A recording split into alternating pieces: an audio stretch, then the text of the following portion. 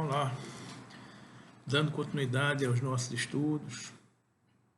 Hoje estamos chegando ao capítulo 10 do Evangelho segundo o Espiritismo, um capítulo intitulado Bem-aventurados os que são misericordiosos.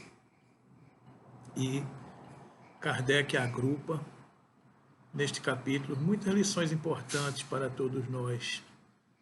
Ele fala da questão do perdão, fala da questão da reconciliação, fala da questão do sacrifício mais agradável a Deus, fala a questão do não julgar e a questão daquela passagem do Evangelho de que atire a primeira pedra aquele que estiver sem pecado.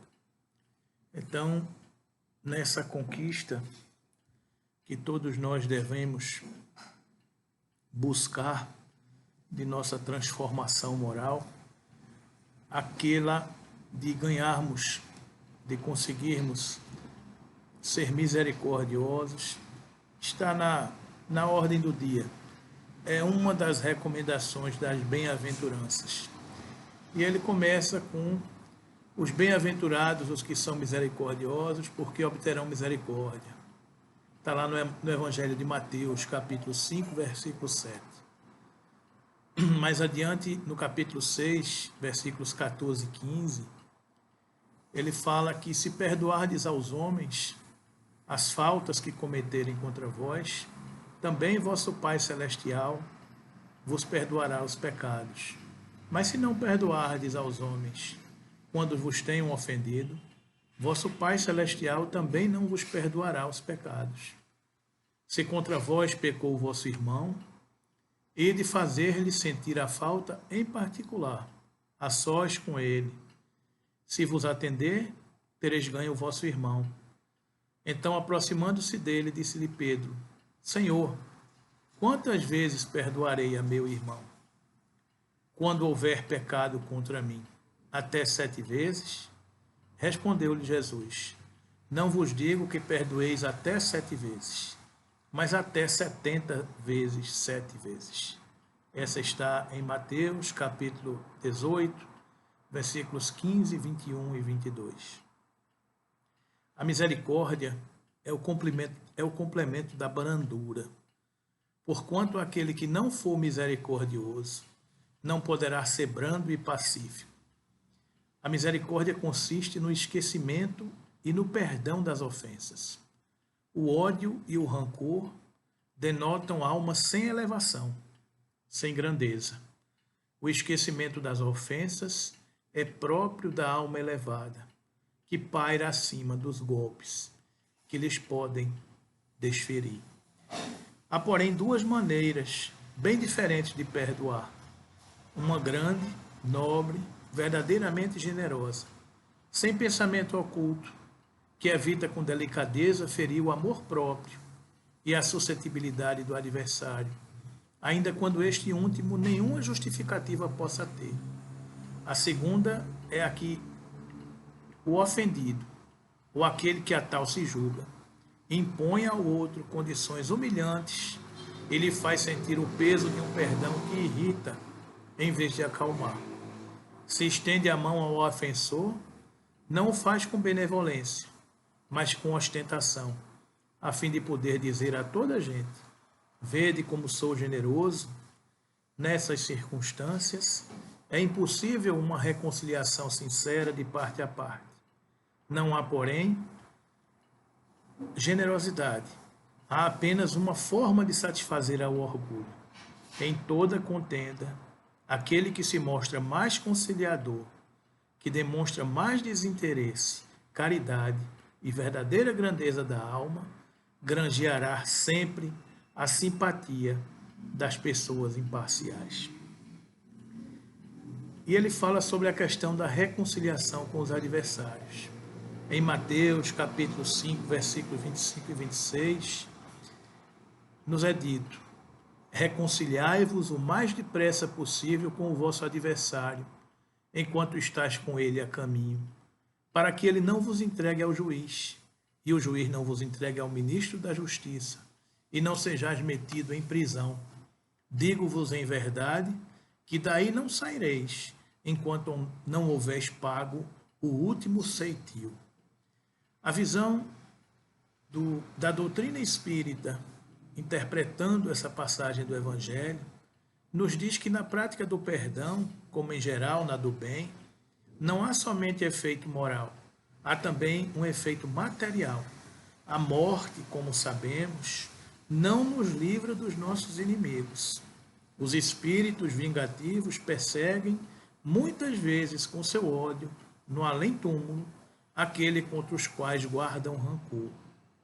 O espírito mau espera que o outro, a quem ele quer mal, esteja preso ao seu corpo, e assim menos livre, para mais facilmente o atormentar, ferir aos seus interesses, ou nas suas mais caras afeições.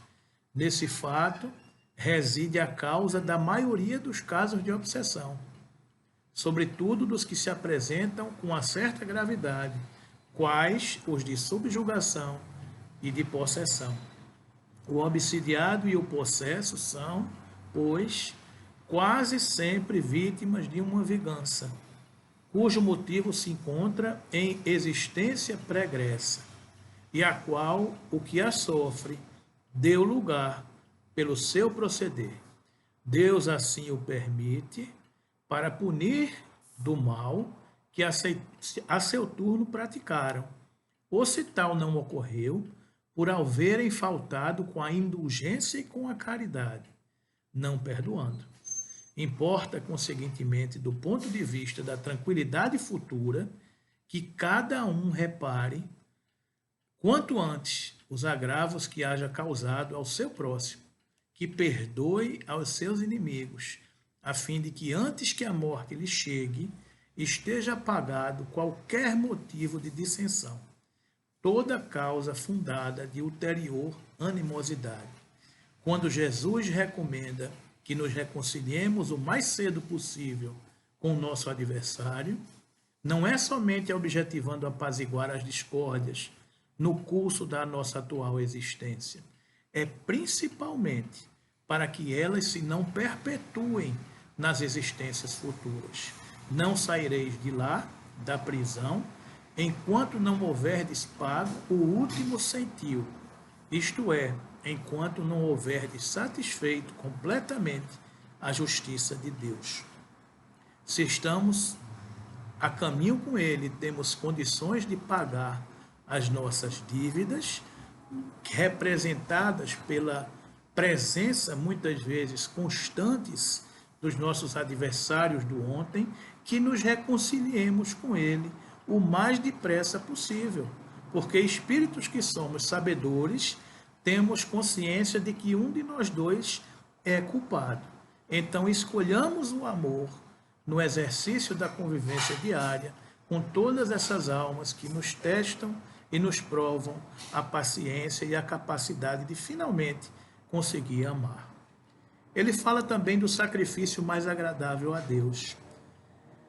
Se, portanto, quando fordes depor vossa oferta ao altar, vos lembrardes que o vosso irmão tem qualquer coisa contra vós, deixai a vossa dádiva junto ao altar, e ide antes reconciliar-vos com o vosso irmão. Depois, então, voltai a oferecê-la. Esta passagem está em Mateus, no capítulo 5, nos versículos 23 e 24. Quando ele diz, ide reconciliar com o vosso irmão, antes de depordes a oferenda no altar, Jesus ensina que o sacrifício mais agradável ao Senhor é o que o homem faça do seu próprio ressentimento, que antes de se apresentar para ser por ele perdoado, precisa o homem, ao ver perdoado e reparado o agravo que tenha feito a algum de seus irmãos. Só então a sua oferenda será bem aceita, porque virá de um coração expungido de todo e qualquer pensamento mau. Ele materializou o preceito porque os judeus ofereciam, naquela época, sacrifícios materiais, cumpria-se-lhe conformar suas palavras aos usos ainda em voga. O cristão não oferece dons materiais, pois que espiritualizou o sacrifício. Com isso, porém, o preceito ainda mais ganha força. Ele oferece sua alma a Deus, e essa alma tem de ser purificada. Entrando no templo do Senhor, deve ele deixar fora todo ressentimento, de ódio e de animosidade, todo mau pensamento contra seu irmão. Só então os anjos levarão sua prece aos pés do Eterno. Eis aí o que ensina Jesus por essas palavras: deixai a vossa oferenda junto ao altar e ide primeiro reconciliar-vos com o vosso irmão, se quiserdes ser agradável ao Senhor. Mais uma lição do nosso querido Mestre Jesus, e uma outra seguinte, quando ele nos fala do argueiro e da trave no olho. Como é que verdes um argueiro no olho do vosso irmão, quando não verdes uma trave no vosso olho? Ou como é que dizeis ao vosso irmão: deixa-me tirar um argueiro do teu olho, vós que tendes no vosso olho uma trave? Hipócritas, tirai primeiro a trave do vosso olho, e depois então vede como podereis tirar o argueiro do olho do vosso irmão. Isso está lá em Mateus, nos capítulos 7, versículos 3 a 5. Uma das insensatezes da humanidade consiste em vermos o mal de outrem antes de vermos o nosso próprio mal. Para julgar-se a si mesmo, fora preciso que o homem pudesse ver seu interior, no espelho, que pudesse, de certo modo, transportar-se para fora de si próprio, considerar-se como outra pessoa e perguntar: que pensaria eu se visse alguém fazer o que faço? Incontestavelmente, é o orgulho que induz o homem a dissimular para si mesmo os defeitos, tanto os morais quanto os físicos. Com efeito, poderá um homem bastante presunçoso para acreditar na importância da sua personalidade e na supremacia de suas qualidades, possuir ao mesmo tempo abnegação bastante para fazer ressaltar em outrem o bem que o eclipsaria em vez do mal que o exalçaria. Por isso mesmo, porque é o pai de muitos vícios, o orgulho é também a negação de muitas virtudes. Ele se encontra na base e como móvel de quase todas as ações humanas. Essa a razão por que Jesus se empenhou tanto em combatê-lo como principal obstáculo ao nosso progresso, não é? Então, é preciso que primeiro a gente enxergue os nossos próprios defeitos, que a gente consiga se enxergar plenamente, ao invés de estarmos observando o defeito do outro. E ele fala da questão do julgamento. Não julgueis a fim de não serdes julgados, porquanto sereis julgados conforme houverdes julgado os outros. Empregar-se-á convosco a mesma medida que vós tenhais servido para com os outros. Está em Mateus, capítulo 7, versículos 1 e 2. E mais adiante ele fala: então os escribas e os fariseus lhe trouxeram uma mulher que fora surpreendida em adultério. E pondo-a de pé no meio do povo, disseram a Jesus: Mestre, esta mulher acaba de ser surpreendida em adultério. Ora, Moisés, pela lei, ordena que a lapidem as adúlteras, que se lapidem as adúlteras. Qual sobre isso a tua opinião? Dizem isto para o tentarem e terem de que o acusar. Jesus, porém, abaixando-se, entrou a escrever na terra com o dedo. Como continuassem a interrogá-lo, ele se levantou e disse: aquele que estiver dentre vós sem pecado, que atire a primeira pedra. Em seguida, abaixando-se de novo, continuou a escrever no chão. Quanto aos que o interrogavam, esses, ouvindo-o falar daquele modo, se retiraram, um após o outro, afastando-se primeiro os velhos. Ficou, pois, Jesus a sós com a mulher, colocada no meio da praça, e então, levantando-se, perguntou Jesus: mulher, onde estão os que te acusaram? Ninguém te condenou? Ela respondeu: não, Senhor. Disse-lhe Jesus: também eu não te condenarei. Vai e de futuro não tornes a pecar. Isso está no Evangelho de João, no capítulo 8, versículos 3 a 11. Atire a primeira pedra aquele que estiver isento de pecado, disse Jesus. Essa sentença faz da indulgência um dever para nós outros, porque ninguém há que não necessite para si próprio de indulgência. Ela nos ensina que não devemos julgar com mais severidade os outros do que julgamos a nós mesmos, nem condenar em outrem aquilo que nos absolvemos. Antes de profiligalizarmos a alguém uma falta, vejamos se a mesma censura não nos pode ser feita. Não é possível que Jesus haja proibido que se identifique o mal, uma vez que ele próprio nos deu exemplo, tendo-o feito até em termos energéticos.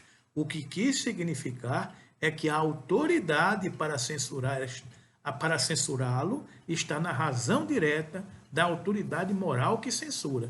Aos olhos de Deus, uma única autoridade legítima existe, a que se apoia no exemplo que dá o bem, e o que igualmente ressalta das palavras de Jesus. Que a gente possa compreender e estudar esse evangelho que se baseia no bem-aventurados os que são misericordiosos, porque obterão misericórdia. Se queremos um caminhar sereno para os nossos espíritos, se queremos um porvir de paz, de harmonia e de amor, é preciso fazermos o que São Francisco nos ensina, é dando o que se recebe, é perdoando o que se é perdoado. Então, que a gente consiga exercer essa misericórdia dentro de cada um de nós e compreender uma expressão que uma vez Emmanuel respondeu para Chico Xavier quando indagado: Emmanuel, o que é um criminoso? E Emmanuel respondeu: Chico, criminosos somos todos nós quando somos descobertos.